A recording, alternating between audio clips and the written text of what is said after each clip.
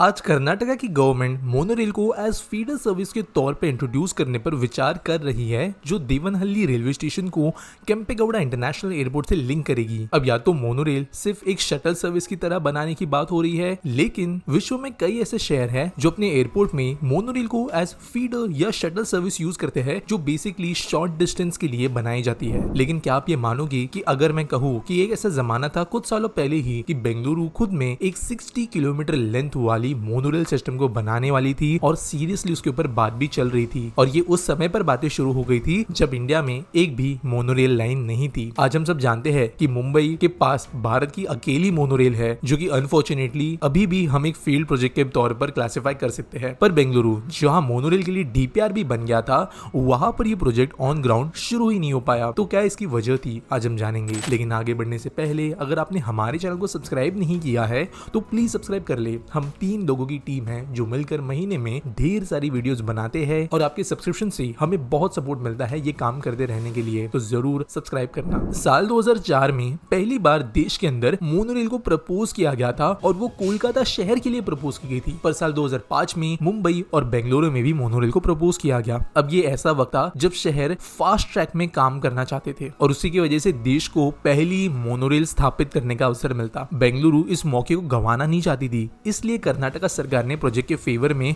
इसे आगे बढ़ाने के लिए भी काम शुरू कर दिया। वी राइड्स या rail India technical and economic service limited को एक कॉम्प्रिहेंसिव ट्रैफिक और ट्रांसपोर्टेशन स्टडी कंडक्ट करने के लिए अपॉइंट करते हैं, ताकि एक प्लान प्रपोज हो जिसे कुछ ऐसे प्रोजेक्ट्स अंडरटेक किए जा सके जो ट्रैफिक कंजेशन की समस्या को दूर करे। यहाँ एक ट्रांसपोर्टेशन प्लान निकल कर आता है जहाँ पर 137 किलोमीटर की मेट्रो रेल, HSRL और 60 किलोमीटर की मोनोरेल सर्विसेज शामिल होती है। साल 2009 में सरकार ऑर्डर पास करती है मोनोरेल के प्रपोजल के लिए। ये मोनोरेल के लिए बिड्स इनवाइट की जाती है, जहां मलेशियन मोनोरेल मैन्युफैक्चरर स्कोमी और भारत की जियोडेसिक टेक्निक्स प्राइवेट लिमिटेड अकेले बिडर्स बाहर निकल कर आते हैं और दोनों जॉइंट बिडिंग एग्रीमेंट के तहत बिड को जीत भी जाते हैं। आप बिडिंग प्रोसेस से ये समझ सकते हो कि बेंगलुरु मोनोरेल प्रोजेक्ट कितना ज्यादा आगे तक बढ़ चुका था। इस प्रपोजल के अंदर एक मोनोरेल लाइन बनानी थी जो शहर के सेंट्रल पार्ट्स को लिंक करे, जैसे Majestic, Hudson Circle, Banashankari, Yeshwanthpura, Sadashiv Nagar और कंटोनमेंट। और इसके अलावा ये कनेक्ट करती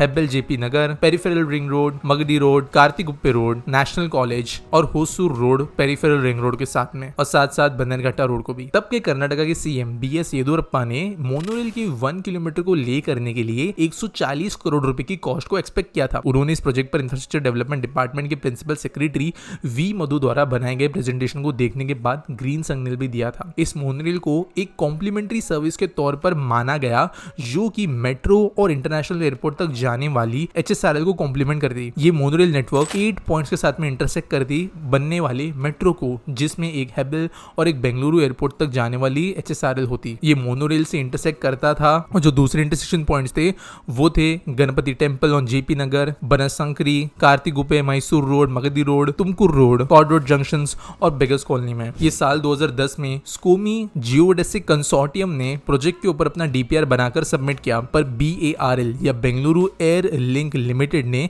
इस प्रोजेक्ट को लेकर कमेटी बनाई थी, जो इस डीपीआर से संतुष्ट नहीं थी, सैटिस्फाइड नहीं थी। उनके हिसाब से डीपीआर स्विस चैलेंज गाइडलाइंस का पालन नहीं कर रही थी। अब स्विस चैलेंज गाइडलाइंस बेसिकली होती क्या है, तो ये एक तरीके का आप कह सकते हो एक सिस्टम होता है या एक आप कह सकते हो इंटरनेशनल रिकॉग्नाइज्ड टेक्निक होती है, जहां पर प्रोजेक्ट कोई बनना होता है तो एक डेजिग्नेटेड पीरियड दिया जाता है और उसके दौरान एक सिंपल ऑब्जेक्टिव रखा जाता है कि ये प्रोजेक्ट के अंदर थर्ड पार्टीज का ओपिनियन क्या है या इस चीज को किस तरीके से बेहतर बनाया जा सकती है, ऑब्जेक्शंस क्या है, ये सब चीजें देखी जाती है।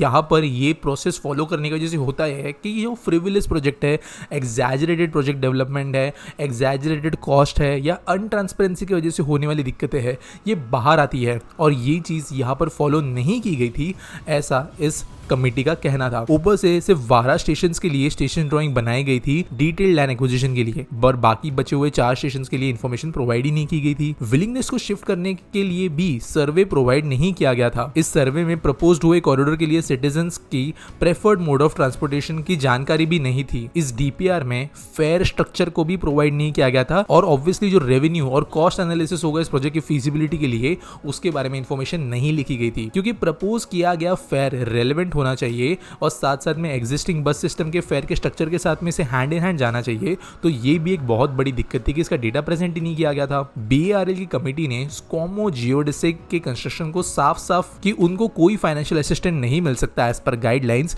पर इस कंसोर्टियम ने कहना ये था कि उन्होंने जो डीपीआर को गाइडलाइंस के अंतर्गत फ्रेम किया है और फॉर्मुलेट किया गया है वो उनको बताए गए चीजों के हिसाब से ही है और इसके लिए उनके फाइनेंशियल असिस्टेंस के ऊपर रोक नहीं लगाई जानी चाहिए, क्योंकि उनको जो बताया गया वो वही काम कर रहे थे। पर डीपीआर को लेकर प्रॉब्लम चल ही रही थी जब राज्य सरकार ने 2012 में एक UK based consultancy firm Capita Symonds को अपॉइंट करती है बेंगलुरु के लिए एक बेस्ट फीडर रेल नेटवर्क को सजेस्ट करने के लिए। कैपिटा सिमॉन्स ने एक एलआरटी या लाइट रेल ट्रांजिट सिस्टम को ज्यादा फायदेमंद समझा मोनोरेल की जगह और वे अपने इस ओपिनियन को गवर्नमेंट के सामने पेश करती है। इसके बाद में मोनोरेल गवर्नमेंट की प्रायोरिटी से हट जाती है क्योंकि सेकंड प्रपोजल उनको बेहतर लगने लगता है। लेकिन यहाँ पर एक और बड़ी चीज ये होती है कि मेनली गवर्नमेंट का जो माइंड है वो ऐसे छोटे प्रोजेक्ट से हटकर सीधे मेट्रो नेटवर्क के ट्रांसपोर्टेशन प्लान को बनाने के ऊपर चला जाता है और उसे वो प्राथमिकता देते हैं, क्योंकि वैसे यहाँ पर मोनोरेल को एज फीडर सर्विस यूज किया जाना था, लेकिन मेन ट्रांसपोर्टेशन के लिए जो मेन आर्टरी या मेन हिस्सा होता है वो नहीं, और वो हिस्सा मेट्रो होने वाला था, तो ध्यान उस पर दिया गया। अगर हम फ्यूचर का भी सोचकर देखते तो मोनोरेल इतना ज्यादा एक्सपांडेबल नहीं है। सिर्फ 40 to 50 किलोमीटर पर आवर के स्पीड से चलने वाली मोनोरेल लॉन्ग डिस्टेंस ट्रैवल्स के लिए यूज नहीं की जा सकती है। ये भले ही मेट्रो के कंपैरिजन में कॉस्ट इफेक्टिव क्यों ना हो, पर ज्यादा पैसेंजर्स के लोड को संभालने में असक्षम है। ऊपर से मेट्रो आपको कई शहरों में देखने मिलेगी। इसको बनाने के लिए कई कंपनीज है जो मार्केट में आपको रेक्स बना के देगी, ट्रैक्स बना के देगी, ओवरहेड इक्विपमेंट बना के देगी, दरवाजों से लेकर एक एक चीज बनाने के लिए दुनिया भर में डजन्स ऑफ कंपनीज है। लेकिन मोनोरेल के साथ में ऐसा नहीं है। इसको बनाने के लिए बहुत लिमिटेड कंपनीज है मार्केट में, चुनिंदा देशों के अंदर, और इसी के लिए दिक्कत आती है। मैंने पहले भी एक वीडियो बनाया था जहां पर मैंने कहा था कि भारत में मोनोरेल फेल क्यों हुआ और मेट्रोज इतनी कैसे फैल गई। मुंबई के मोनोरेल के बारे में उसके ऊपर बात बहुत की गई थी कि किस तरीके से यहाँ पर जो रेक्स एक बार खराब हो जाते तो कंपनीज और सप्लायर्स न होने की वजह से 3-3, 4-4 महीनों तक ये सर्विसेज बंद हो जाती, और अभी भी 45 मिनट में एक मोनोरेल चलती है जो कि प्रोबेबली साल के एंड तक 15 मिनट तक पहुंच जाएगी क्योंकि नई मोनोरेल की रेक्स आ रही है। लेकिन इसके कारण बहुत दिक्कतें फेस हुई मुंबई मोनोरेल को, जिसकी वजह से अभी तक ये एक बहुत बड़ा सक्सेस नहीं मानी जाती और इसे फेलियर भी बोल सकते हैं। कहीं ना कहीं पर दुनिया भर के अंदर अगर कुछ मोनोरेल सर्विसेज को छोड़ दे तो कहीं पर भी monorail as primary mode of transportation use नहीं किया जाता। ये बस लिंक्स होती है, ये बस कनेक्टिविटी पहुंचाती है दो छोटे बड़ी जगहों के बीच में, या कभी कभी तो ये जॉय राइड्स भी होती है क्योंकि ये देखने में फ्यूचरिस्टिक होती है। और इसके कारण जो इंडिया जैसे अर्बन डेंसिटी वाले शहर है वहां पर मेट्रो की जरूरत है ज्यादा मोनोरेल से, ये देखना गवर्नमेंट ने भी शुरू किया और इसलिए धीरे धीरे जितने कॉन्सेप्ट्स थे मोनोरेल के दुनिया भर के अंदर और इंडिया में भी वो पीछे होना शुरू हुए। हालांकि सरकार ने इस जगह बेंगलुरु में नम्मा मेट्रो को विकसित किया जो आज के दिन में बहुत एफिशिएंट मोड ऑफ ट्रांसपोर्टेशन है बेंगलुरु के लिए, और इसे एक्सपांड भी किया और लोग इसे आज पसंद भी कर रहे हैं। और आज बेंगलुरु के अंदर का metro system one of the best है और एक्सपांशन के हिसाब से वन ऑफ द लार्जेस्ट। आपको क्या लगता है कि मोनोरेल दूसरे शहरों के अंदर बननी चाहिए या जितनी बनी उतनी काफी है? मुझे कमेंट सेक्शन में जरूर बताना, और क्या अभी अपने मोनोरेल में ट्रैवल किया है वो भी जरूर बताना। मिलेंगे अगले वीडियो में।